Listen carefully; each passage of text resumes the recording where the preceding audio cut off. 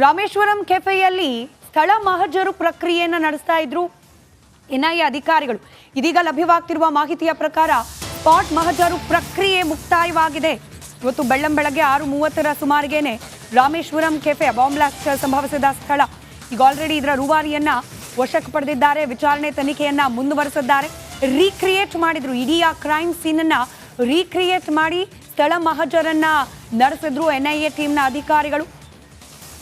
ಮುಸಾಫಿರನ್ನ ಕರೆತಂದು ಸ್ಥಳಕ್ಕೆ ಕೆಫೆಯಲ್ಲಿ ಘಟನೆಯನ್ನ ಮರುಸೃಷ್ಟಿ ಮಾಡಿದ್ದಾರೆ ಎನ್ಐಎ ಟೀಮ್ನ ಅಧಿಕಾರಿಗಳು.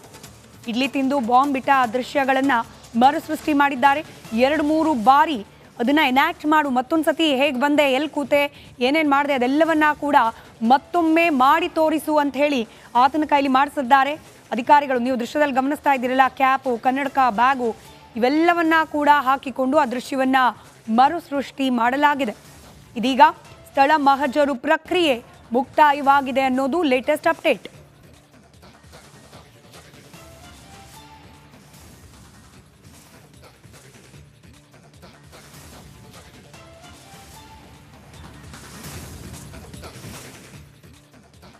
ಮಾರ್ಚ್ 1ನೇ ತಾರೀಕು ರಾಮೇಶ್ವರಂ ಕೆಫೆನಲ್ಲಿ ಬಾಂಬ್ ಬ್ಲಾಸ್ಟ್ ಆಯಿತು. ಇವತ್ತು ಅದನ್ನು ರೀಕ್ರಿಯೇಟ್ ಮಾಡೋ ಕೆಲಸವನ್ನು ಇವತ್ತು ತನಿಖಾ ತಂಡ ಮಾಡಿತು. ರಾಮೇಶ್ವರಂ ಕೆಫೆನಲ್ಲಿ ಬಾಂಬ್ ಬ್ಲಾಸ್ಟ್ ಪ್ರಕರಣ. ರಾಮೇಶ್ವರಂ ಕೆಫೆ ಬಳಿಕ ಮತ್ತೊಂದು ಸ್ಥಳದಲ್ಲಿ ಮಹಜರನ್ನು ಮಾಡಿದ್ದಾರೆ. ಹೂಡಿ ಬಳಿಯ ಮಸೀದಿಯಲ್ಲಿ ಸ್ಥಳ ಮಹಜರನ್ನು ಮಾಡಿದ್ದಾರೆ. ಮಸೀದಿ ಬಳಿ ಬಟ್ಟೆ ಕ್ಯಾಪನ್ನು ಏನಿದ್ದಾನೆ ಮುಜಾವಿರ್ ಆತ ಬದಲಿಸಿದ್ದ. ಈ ಬಾಂಬರ್ ಮುಜಾವಿರ್ ರಾಮೇಶ್ವರಂ ಕೆಫೆನಲ್ಲಿ ಬಾಂಬ್ ಬ್ಲಾಸ್ಟ್ ಮಾಡಿ ಅದಾದ ನಂತರ ಮಸೀದಿ ಬಳಿ ಹೋಗಿ ಆತ ಹಾಕ್ಕೊಂಡಿದ್ದ ಬಟ್ಟೆ ಮತ್ತು ಕ್ಯಾಪನ್ನು ಬದಲಿಸಿದ್ದ, ಅನುಮಾನ ಬರಬಾರ್ದು ಅಂತ. ಈಗ ಆತ ಹೋಗಿರುವಂಥ ಆ ಮಸೀದಿ ಬಳಿಯೂ ಕೂಡ ತನಿಖಾ ತಂಡ ಹೋಗಿ ಮಹಜರನ್ನು ಮಾಡಿದ್ದಾರೆ. ಮಸೀದಿಯ ಬಳಿ ಆತ ಟೋಪಿಯನ್ನು ಎಸೆದಿದ್ದ ಮುಜಾವಿರ್ ಹುಸೇನ್ ಆತನ ಹೆಸರು. ಇದೀಗ ಮುಜಾವಿರ್ ಹುಸೇನನ್ನು ಕರ್ಕೊಂಡು ಬಂದು ಮಹಜರನ್ನು ಮಾಡಿದ್ದಾರೆ. ಮಸೀದಿ ಬಳಿಯೂ ಕೂಡ ಸೀನನ್ನು ರೀಕ್ರಿಯೇಟ್ ಮಾಡ್ತಾ ಇದ್ದಾರೆ ಎನ್ಐಎ ಅಧಿಕಾರಿಗಳ ತಂಡ. ಮತ್ತಷ್ಟು ಡೀಟೇಲ್ಸ್ನೊಂದಿಗೆ ಸ್ಥಳದಿಂದ ನಮ್ಮ ಪ್ರತಿನಿಧಿ ಮಾದೇಶ್ ನೇರ ಸಂಪರ್ಕದಲ್ಲಿದ್ದಾರೆ. ಮಾದೇಶ್, ಸ್ಪಾಟ್ ಮಹಜರು ಪ್ರಕ್ರಿಯೆ ಮುಕ್ತಾಯವಾಗಿದೆ ಅನ್ನೋ ಮಾಹಿತಿ ಏನೆಲ್ಲ ಆಯಿತು ಬೆಳಗಿನಿಂದ ಇಲ್ಲಿವರೆಗೂ ಡೀಟೇಲ್ಸ್ ನೀಡ್ತಾ ಹೋಗೋದಾದ್ರೆ? ಸ್ಮಿತಾ, ಎನ್ಐಎ ಅಧಿಕಾರಿಗಳು ಶಂಕಿತ ಉಗ್ರ ಮುಜಾವಿರ್ನ ಕರೆತಂದು ಸ್ಥಳ ಮಹಜರು ಪ್ರಕ್ರಿಯೆ ಮಾಡುವಂಥ ಕೆಲಸವನ್ನು ಇವತ್ತು ಮಾಡ್ತಿದ್ದಾರೆ. ಅಂದರೆ ಆತ ಬಾಂಬ್ ಇಟ್ಟಂಥ ಸ್ಥಳ ಆಗಿರ್ಬೋದು, ಜೊತೆಗೆ ಆತ ಓಡಾಡಿರುವಂಥ ಸ್ಥಳಗಳಲ್ಲಿ ಆತನ ಕರೆತಂದು ಅದನ್ನು ರೀಕ್ರಿಯೇಷನ್ ಮಾಡುವಂಥ ಕೆಲಸಕ್ಕೆ ಎನ್ಐಎ ಅಧಿಕಾರಿಗಳು ಮುಂದಾಗಿದ್ದಾರೆ. ಬೆಳಗ್ಗೆ 6:30ರಿಂದ 12 ಗಂಟೆವರೆಗೂ ಕೂಡ ರಾಮೇಶ್ವರಂ ಕೆಫೆಯಲ್ಲಿ ಆ ಒಂದು ಕ್ರೈಮ್ ಸೀನನ್ನು ರೀಕ್ರಿಯೇಷನ್ ಮಾಡುವಂಥ ಕೆಲಸವನ್ನು ಎನ್ಐಎ ಅಧಿಕಾರಿಗಳು ಮಾಡಿದ್ರು. ಅದಾದ ಮೇಲೆ 12 ಗಂಟೆಯಿಂದ ಈಗ ಮಸೀದಿ ಒಂದರ ಬಳಿ ಬಂದು ಆ ಒಂದು ಮತ್ತೆ ಸ್ಥಳ ಮಹಜರು ಪ್ರಕ್ರಿಯೆಯನ್ನು ನಡೆಸುವಂಥ ಕೆಲಸವನ್ನು ಎನ್ಐಎ ಅಧಿಕಾರಿಗಳು ಮಾಡ್ತಿದ್ದಾರೆ. ನಮ್ಮ ವಿಡಿಯೋ ಜರ್ನಲಿಸ್ಟ್ ಕಿರಣ್ ನಿಮಗೆ ತೋರಿಸ್ತಾ ಹೋಗ್ತಾರೆ. ಈ ಒಂದು ಸ್ಥಳದಲ್ಲಿ ಅಂದರೆ ಒಂದು ಮಸೀದಿ ಇದೆ ಇಲ್ಲಿ. ಈ ಒಂದು ಮಸೀದಿ ಬಳಿ ಆತ ಬಂದು ಮಾರ್ಚ್ 1ನೇ ತಾರೀಕು ಬೆಳಗ್ಗೆ 11 ಗಂಟೆ ಸುಮಾರಿಗೆ ಆತ ಏನು ಬಾಂಬನ್ನು ಇಡ್ತಾನೆ. ಅದಾದಮೇಲೆ ಅಲ್ಲಿ ಬ್ಲಾಸ್ಟ್ ಆದ ಕೂಡಲೇ ಈ ಕಡೆ ಬಂದು ಇಲ್ಲಿ ಈ ಒಂದು ಮಸೀದಿ ಬಳಿ ಆತ ಬಟ್ಟೆಯನ್ನು ಬದಲಿಸಿ ಆತ ಧರಿಸಿದಂಥ ಕ್ಯಾಪ್ ಮತ್ತು ಕನ್ನಡಕವನ್ನು ಬಿಟ್ಟು ಬೇರೆ ಒಂದು ಟಿ ಶರ್ಟ್ ಹಾಕೊಂಡು ಹೋಗಿರ್ತಾನೆ. ಬಸ್ನಲ್ಲಿಯೇ ಪ್ರಯಾಣ ಮಾಡಿರ್ತಾನೆ. ಆ ಒಂದು ಜಾಗ ಅಂದರೆ ಈ ಒಂದು ಜಾಗದಲ್ಲಿ ಬಂದು ಆತ ಬಟ್ಟೆಯನ್ನು ಬದಲಿಸ್ತಾನೆ ಅಂತೇಳಿ CCTV ಫುಟೇಜನ್ನು ಪರಿಶೀಲನೆ ಮಾಡಿದಂಥ ಸಂದರ್ಭದಲ್ಲಿ ಗೊತ್ತಾಗುತ್ತೆ. ಹೀಗಾಗಿ ಈ ಒಂದು ಸ್ಥಳದಲ್ಲಿ ಈ ಮಸೀದಿ ಸುತ್ತಮುತ್ತಲು ಆತ ಯಾವ ಕಡೆ ಓಡಾಡಿದ್ದ, ಎಲ್ಲಿ ಬಟ್ಟೆ ಬದಲಿಸಿದ ಎಲ್ಲವನ್ನು ಕೂಡ ಆತನಿಂದ ಮರುಸೃಷ್ಟಿ ರೀಕ್ರಿಯೇಷನ್ ಮಾಡುವಂಥ ಕೆಲಸವನ್ನು ಅಧಿಕಾರಿಗಳು ಮಾಡ್ತಿದ್ದಾರೆ. ಆತ ಪ್ರತಿಯೊಂದು ಬಾರಿ ಏನು ಹೇಳಿಕೆ ಕೊಟ್ಟಿದ್ದಾನೆ, ಬಟ್ಟೆ ಬದಲಿಸಿದ ಬಗ್ಗೆ ವಿಚಾರಣೆ ವೇಳೆ ಏನೆಲ್ಲ ಹೇಳಿಕೆ ಕೊಟ್ಟಿದ್ದಾನೆ, ಅದಕ್ಕೆ ತಕ್ಕಂತೆ ಇಲ್ಲಿ ಅದನ್ನು ರೀಕ್ರಿಯೇಟ್ ಮಾಡಿ ತೋರಿಸುವಂತೆ ಅಧಿಕಾರಿಗಳಿಗೂ ಆತನಿಗೆ ಸೂಚನೆ ಮಾಡುವಂಥ ಕೆಲಸವನ್ನು ಮಾಡಿದ್ರು. ಈ ವೇಳೆ 3ರಿಂದ 4 ಬಾರಿ ಪ್ರತಿಯೊಂದು ಹೆಜ್ಜೆಯನ್ನು ಕೂಡ ಆತನಿಂದ ರೀಕ್ರಿಯೇಟ್ ಮಾಡಿಸುವಂಥ ಕೆಲಸವನ್ನು ಮಾಡ್ತಿದ್ದಾರೆ. ಜೊತೆಗೆ ಅದನ್ನು ವಿಡಿಯೋಗ್ರಾಫಿ ಮಾಡ್ಕೊಳ್ತಿದ್ದಾರೆ. ಜೊತೆಗೆ ಆತ ನಡೆದಿರುವಂಥ ಹೆಜ್ಜೆಗಳನ್ನು ಮಾರ್ಕ್ ಮಾಡಿ ಅಲ್ಲಿ ಬರೆದು ಅದನ್ನು ಕೂಡ ವಿಡಿಯೋ ರೆಕಾರ್ಡ್ ಮಾಡಿ ಅದನ್ನು ರೆಕಾರ್ಡ್ ಮಾಡುವಂಥ ಕೆಲಸವನ್ನು ಮಾಡ್ತಿದ್ದಾರೆ. ಇವೆಲ್ಲವೂ ಕೂಡ ಚಾರ್ಜ್ ಶೀಟ್ ಹಂತದಲ್ಲಿ ತುಂಬ ಇಂಪಾರ್ಟೆಂಟ್ ಎವಿಡೆನ್ಸ್ ಆಗುತ್ತೆ. CCTV ಫುಟೇಜ್ಗಳು, ಇಲ್ಲಿ ಆಗಿರುವಂಥ ರೀಕ್ರಿಯೇಷನ್ ವಿಡಿಯೋ ಆಗಿರ್ಬೋದು, ಜೊತೆಗೆ ಆತ ನೀಡಿರುವಂಥ ಹೇಳಿಕೆ ಇವೆಲ್ಲವೂ ಕೂಡ ಮ್ಯಾಚ್ ಮಾಡಿ ಚಾರ್ಜ್ ಶೀಟ್ಗೆ ಎನ್ಐಎ ಅಧಿಕಾರಿಗಳು ಸಲ್ಲಿಸುವಂತ ಕೆಲಸವನ್ನು ಮಾಡ್ತಾರೆ. ಸದ್ಯಕ್ಕೆ ಸ್ಥಳ ಮಹಜರು ಪ್ರಕ್ರಿಯೆ ಈ ಒಂದು ಮಸೀದಿ ಬಳಿ ಮುಂದುವರೆದಿದೆ. ಸ್ಮಿತಾ, ಧನ್ಯವಾದ ಮಾದೇಶ್ ಮಾಹಿತಿಗಾಗಿ.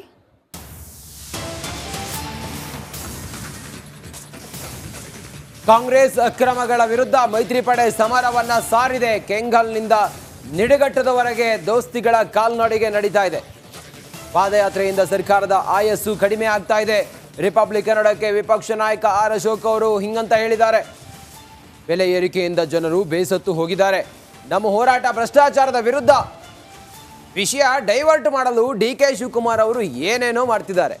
ಕಾಂಗ್ರೆಸ್ ನಾಯಕರ ವಿರುದ್ಧ ಪ್ರತಿಪಕ್ಷ ನಾಯಕ ಆರ್ ಅಶೋಕ್ ಅವರು ಕಿಡಿಕಾರಿದ್ದಾರೆ. ಪಾದಯಾತ್ರೆಯಲ್ಲಿ ನಮ್ಮ ಪ್ರತಿನಿಧಿ ಜೊತೆಯಲ್ಲಿ ಮಾತನಾಡ್ತಾ ಅವ್ರು ಹೇಳಿದ್ದಾರೆ, ಹಿಂಗಂತ ಹೇಳಿದ್ದಾರೆ. ನೋಡಿ ಆರ್ ಅಶೋಕ್ ಅವರು ಮಾತಾಡಿರುವಂಥದ್ದು. ಏನ್ ಮಾತಾಡಿದ್ದಾರೆ ಅದರ ಲೈವ್ ನೋಡ್ತಾ ಇದ್ದೀರಿ ನೀವು. ನೋಡಿ ಇಲ್ಲಿ ಎಷ್ಟು ಜನ ಬಂದಿದ್ದಾರೆ ಅಂತ. ದಾರಿ ಇದ್ದಕ್ಕೂ ಸಾವಿರ ಸಂಖ್ಯೆಯಲ್ಲಿ, ಲಕ್ಷ ಸಂಖ್ಯೆಯಲ್ಲಿ ಜನ ಬರ್ತಾ ಇದ್ದಾರೆ. ಜನ ಎಲ್ಲ ಇವತ್ತು ಸಿದ್ದರಾಮಯ್ಯನವರೇ, ನಾವು ನೀವೇನೋ 5 ಗ್ಯಾರಂಟಿ ಕೊಡ್ತೀರಾ, ಒಳ್ಳೇದು ಮಾಡ್ಬಿಡ್ತೀರಾ, 2,000 ರೂಪಾಯಿ ಕೊಡ್ತೀರಾ ಅಂತ ಹೇಳಿದ್ರಿ. 2,000 ರೂಪಾಯಿ ಕೊಟ್ರು 3 ತಿಂಗಳಿಗೋ 4 ತಿಂಗಳಿಗೋ, ಅದು ಗ್ಯಾರಂಟಿ ಇಲ್ಲ, ಬಂದಿಲ್ಲ. ಅದನ್ನು ಅದು ಗೋವಿಂದನಾ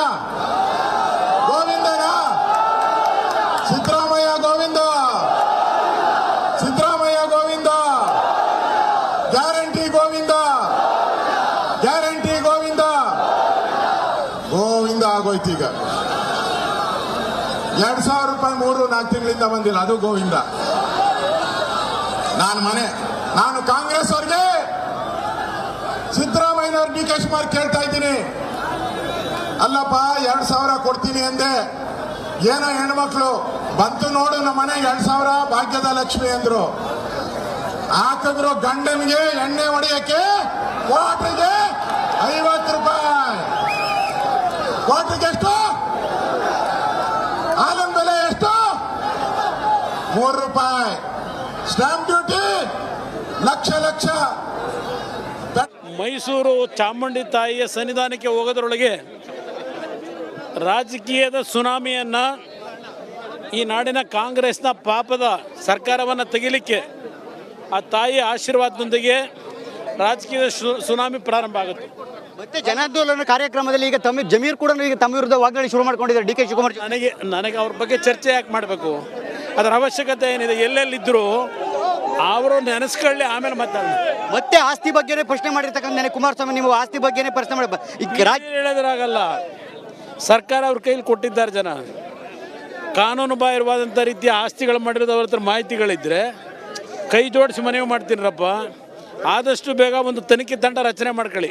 ರಾಜ್ಯದ 3 ಪಟ್ಟು ಬಜೆಟ್ ನಿಮ್ಮ ಆಸ್ತಿ ಆಗಿದೆ ಅಂತಕ್ಕಂಥ ಒಂದು ಗಂಭೀರವಾದಂಥ ಆರೋಪನ ಮಾಡಿದ್ದಾರೆ. ಆಮೇಲೆ ಅದೆಲ್ಲ ಆಸ್ತಿ ಬಗ್ಗೆ ಮಾತಾಡ್ತೀನಿ ಬನ್ನಿ.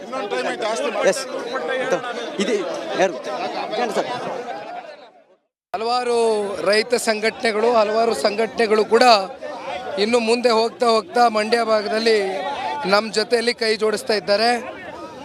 ಏನು ಮೂಡ ಹಾಗೂ ಈ ವಾಲ್ಮೀಕಿ ನಿಗಮದಲ್ಲಿ ಆಗಿರ್ತಕ್ಕಂಥ ಅಕ್ರಮ ಹಗರಣ